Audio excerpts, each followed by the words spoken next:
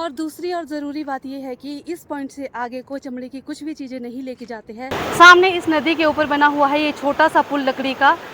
Hello everyone, good morning, नमस्ते जी सभी को। स्वागत है आप सभी का मेरी नई वीडियो में।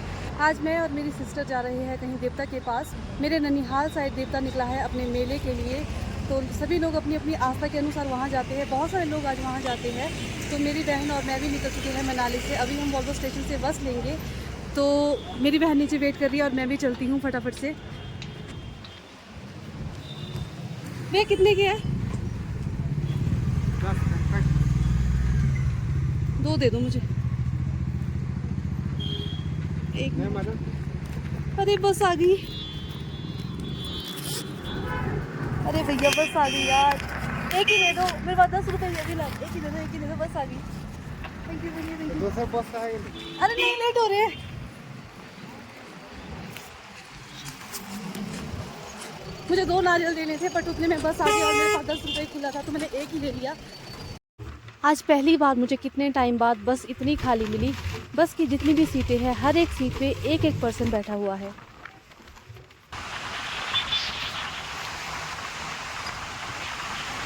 तो अभी हम उतरे हैं बस से डोभी में और यहाँ से लेनी है हमने टैक्सी। और मैंने ये तो बताया नहीं कि हम कहाँ जा रहे हैं। हम जा रहे हैं काथी कुकड़ी, बहुत पीछे एक गांव है, वहाँ पे आज देवता हरि नारायण अपने मेले के लिए निकले हुए हैं, वहीं जा रहे हैं।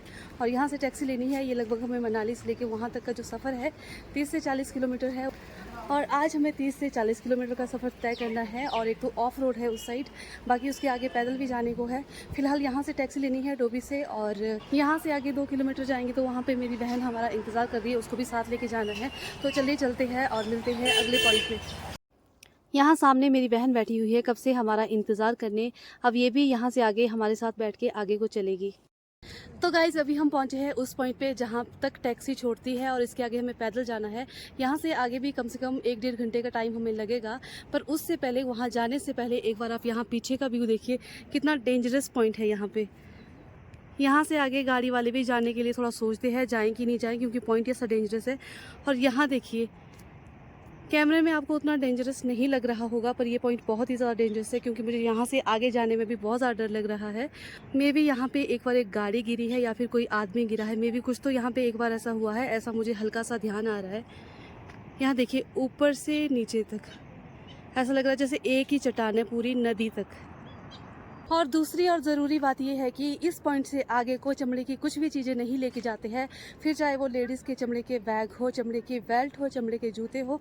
यहाँ से आगे कुछ भी ले जाना मना है, क्योंकि यहाँ से देवता हरि नारायण की बाउंड्री शुरू होती है और इसीलिए यहाँ से आगे चमड़े की कोई भी चीज़ नहीं लेके जाते हैं। यहाँ से हमारे गाँव वाला एरिया दिखता है, वो जो सामने ये वाला गाँव है, ये हमारा गाँव है। बट पीछे धुंध पड़ी हुई है तो उतना क्लियर नहीं आ रहा है।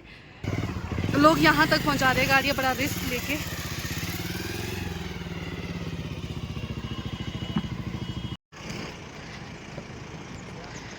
वो जो सामने गांव दिख रहा है, इस गांव में, ये वाला जो गांव है, ये वाला, यहाँ पे हमने अभी जाना है।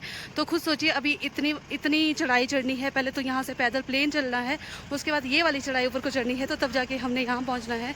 कम से कम 1-1.5 घंटे का टाइम हमें लगने वाला है यहाँ पहुँचने तक।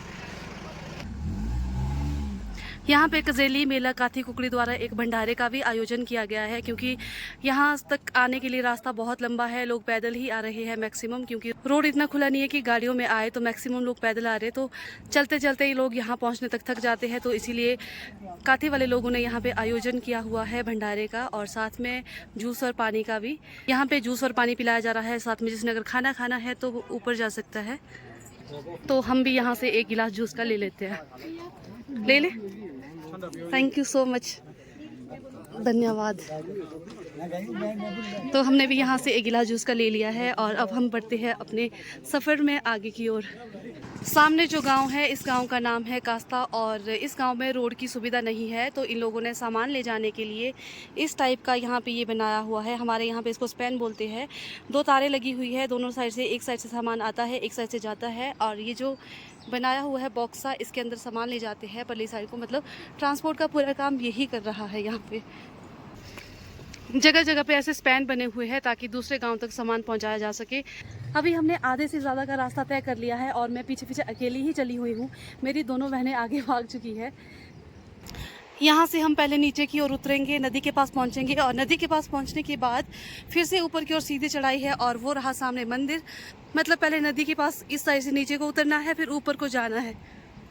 सामने इस नदी के ऊपर बना हुआ है ये छोटा सा पुल लकड़ी का, इसके ऊपर से हमने आगे को जाना है। मेरी दोनों बहनें परली साइड पहुंच गई है, तो मुझे भी इसके ऊपर से जाना है। थोड़ा ध्यान से जाना पड़ेगा क्योंकि मेरे आगे जो लोग गए तो उस टाइम मैंने देखा कि ये पुल बुरी तरह से हिल रहा था, तो थोड़ा ध्यान से जाना पड़ेगा भाई। थोड़ा डेंजरस सा पॉइंट है।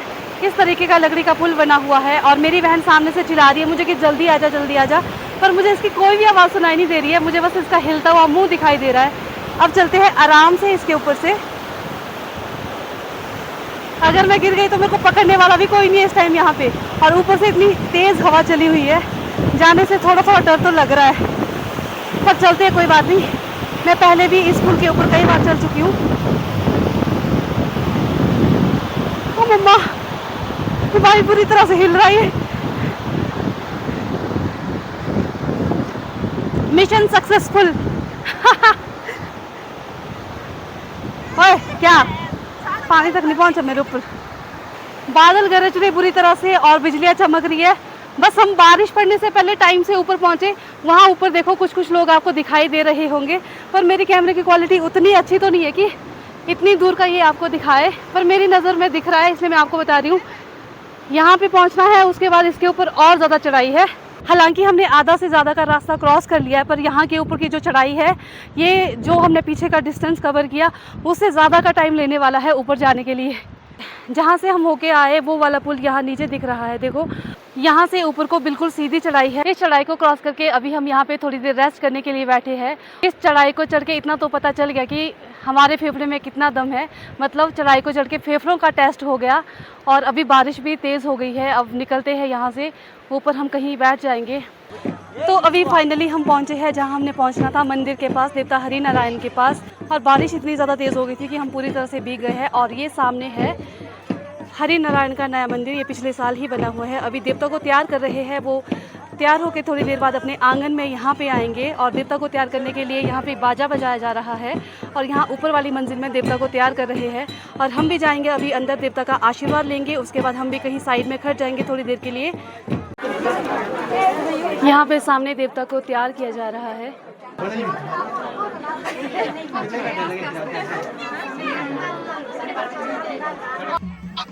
देवता अपने कारकुनों, हारियानों, गुर पुजारी सहित अपने देवालय से बाहर की ओर निकल रहे हैं। देवता आंगन की ओर प्रस्थान कर रहे हैं अपने मेले की आगे की गतिविधियों को निभाने के लिए।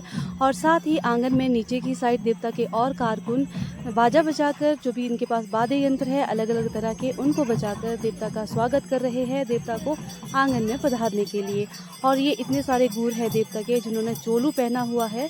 देवता के लगभग 6-7 गुर है। सभी गुरों ने एक जैसी वेशभूषा पहनी हुई है, चोलू पहना हुआ है, क्योंकि आज के दिन ये सब गुर, जितने भी देवता के गुर है, सारे गुर जो मुख्य गुर है यहाँ के, उनके साथ मिलके देव नृत्य करते हैं। मुख्य गुर कंटिन्यू देव नृत्य करते हैं और उनके साथ बाकी जितने भी गुर है बारी बारी से देव नृत्य करते हैं।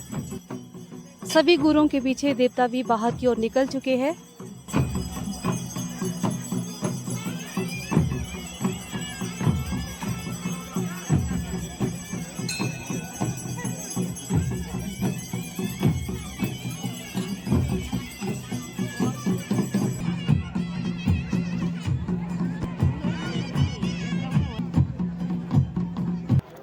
तो अभी हम देवता के दर्शन करके जा रहे हैं घर की ओर। और यहाँ पे मुझे मिले हैं मेरे भाई। इधर देखो, कैसा लगा आपको मेरे ब्लॉग में आके? है ना, हीरो बन गया चलो। और यहाँ पे ये है मेरे भाई के पड़ोसी। आपको कैसा लगा मेरे ब्लॉग में आके? हीरो बन गया आप, है ना। इसी के साथ यहीं पे करते हैं अपने ब्लॉग को खत्म। मिलते हैं अगली वीडियो में, तब तक के लिए बाय बाय।